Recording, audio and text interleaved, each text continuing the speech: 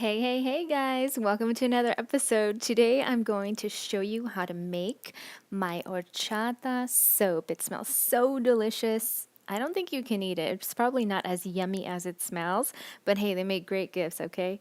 So for the Christmas time, I made my closest friends my homemade products, and one of them included my homemade deodorant, and I'll list the link to that video down below, and as well as this natural horchata scented soap. So let's get started. I'll go over to the cocina and we'll show you how to make this, okay? Your list of ingredients that you'll need, and I'm going to leave all the links down below to where you can purchase them. So to start off, 2 cups of white rice, 2.5 pounds of goat's milk or any melt and pour soap, 1 cup of Castile soap, now that's the liquid, 2 tablespoons of shea butter, 4 tablespoons of honey, 3 tablespoons of cinnamon, 4 tablespoons of almond oil, 3 tablespoons of wax, and lastly, a half a cup of coconut oil. So let's start off with the most important, your arroz. And as you would for regular horchata, we're going to soak this. I like to soak it overnight, but 3 to 5 hours is perfectly fine. Go ahead and blend in your blender. Sift to get any chunky pieces of rice out of your mixture.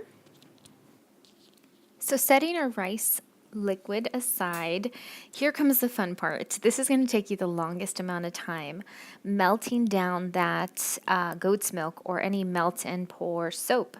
So go ahead and chop it up finely and start your double broiler. Here I have it high heat until it boils. And I add the melt and pour soap about a cup at a time. You want to lower it to about medium low once you put your soap inside. Reason being, you don't want it to burn and damage the natural ingredients. So this is why this process takes the longest, since you slowly have to melt it down to a liquid. Now here I have our Castile soap along with our oils, or essential oils. And again, go ahead and mix a little at a time. I would say about a half a cup at a time until it's completely combined, and then just keep adding. Again, this is the part of combining and melting everything down. It's going to take about an hour to, if it's your first time, I wouldn't doubt it being 2 hours at a time. So once you got the melt and pour melted, go ahead and add your coconut oil, shea butter, and honey, and mix that in again slowly, slow heat, or low heat I should say. Mix that in till it's completely dissolved. Next, we're going to add in our hazelwitch and magnesium oil, and of course our rice mixture. Now just go ahead and sprinkle in our cinnamon and whisk quickly, since our cinnamon likes to chunk up.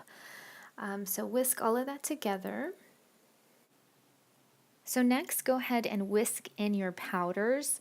That's your arrowroot and your baking soda, and it's going to look somewhat like frothy chapurrado, but it's not going to taste like it, so don't eat it.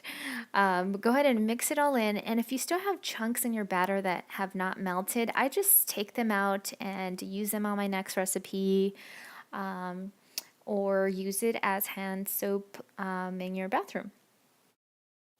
Next, we're going to pour the mixture into our soap molds, and we're going to let it sit for about 6 to 8 hours. I normally just let it sit overnight. That way, first thing in the morning, it's ready to cut, and it's beautiful.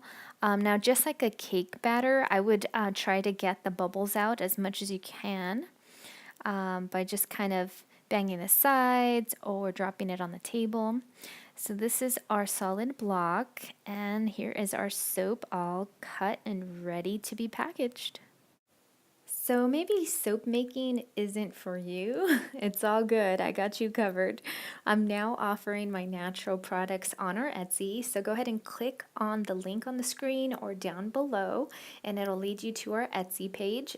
Under natural products, our Horchata soap bar is the first one to debut. So look forward to many more products. Adios.